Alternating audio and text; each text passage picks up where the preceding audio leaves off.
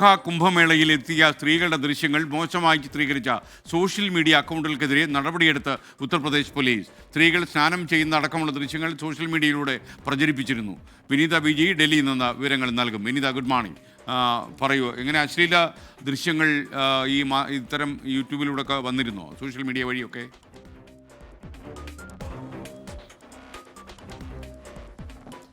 Very good morning S K N. തീർച്ചയായും S K N, ഈ ഫേസ്ബുക്കിലൂടെയും ഒപ്പം തന്നെ ഇൻസ്റ്റാഗ്രാമിലൂടെയും ഒക്കെ ഇവരുടെ ഈ സ്നാനം നടത്തുകയും ഒപ്പം തന്നെ സ്ത്രീകൾ അവിടെ നിന്ന് വസ്ത്രം മാറുന്നതിൻ്റെയും ഒക്കെ ഉള്ള ദൃശ്യങ്ങൾ ഈ സോഷ്യൽ മീഡിയ അക്കൗണ്ടിലൂടെ അവർ പങ്കുവച്ചിട്ടുണ്ടായിരുന്നു.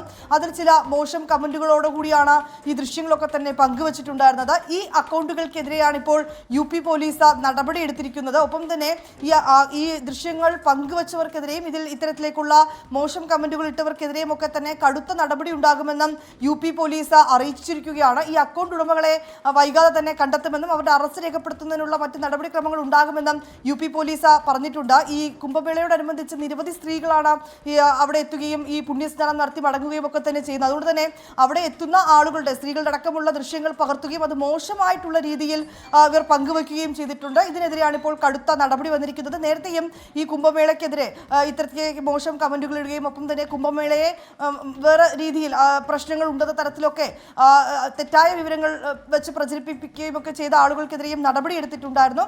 ഇതിന് പിന്നാലെയാണ് ഇപ്പോൾ UP പോലീസ് ഈ സ്ത്രീകൾക്ക് എതിരെ മോശം കമന്റുകളിട്ട ആളുകൾക്കെതിരെ കൂടി നടപടിയെടുത്തിരിക്കുന്നത്. S K. Okay, thank you Vineetha Biji.